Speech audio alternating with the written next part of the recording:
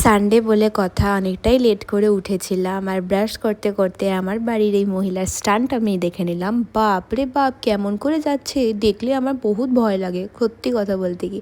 এসিতে উঠবে বলে ওরকম করে গেল। সকালে একটু কফি খেয়ে নিলাম আর এই নতুন ধূপটা আগের দিন নিয়ে এসেছিলাম, খুব সুন্দর লাগে জানো তো। বাড়িতে এগুলো লাগালে খুব নেগেটিভিটি সরে যায়।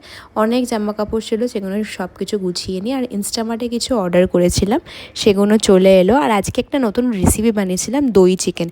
তোমরা নিশ্চয়ই দই চিকেন বানাতে জানো, বাই এনি চান্স যদি না জানো আমাকে রেসিপি জিজ্ঞেস করো, আমি নিশ্চয়ই বলে দেবো। আর আমার খাবার বানাতে খুব ভালো লাগে। আর এই হচ্ছে আমি আমার সন্ধ্যেবেলার একটা জায়গায় যাওয়ার ছিল, তো জামা কাপড় বার করে রেখেছিলাম। কি করছে দেখো আমার কানের দুলটা নিয়ে। আর আমি না কালকে বাজারে গেছিলাম, এই শিবের এই পোস্টার ফটোটা আমি নিয়ে এসেছিলাম, খুব সুন্দর লাগছে আমার। তোমরা একটু প্লিজ কমেন্ট করে বলো তো কেমন লাগছে। দুপুরে ছিল ঝিঙে পোস্ত আর ছিল হচ্ছে কালি ডাল আর আমার হাতে বানানো দই চিকেন, যেটা আমি পরে খেয়েছি আর ভিডিও তুলিনি। সন্ধেবেলা উঠে গেছিলাম রেডি হওয়ার জন্য। আজকে ছিল আমার এক্স কলিগের বিয়ের রিসেপশন, অনেক দিন বাদে একটা বিয়ের রিসেপশন পেয়েছি। যদিও এত গরম না, সাজতে গুজতে একদম বেশি ভালো লাগছিল না, বাট এক্সাইটমেন্ট ওয়াজ কি সবার সাথে দেখা হবে। এই দেখো কি সুন্দর সেজেছিল ওরা। তো আস্তে আস্তে সব কলিগরা আসতে শুরু করে দিল। আমি তো গেছিলাম আমার 2 কলিগের সাথে।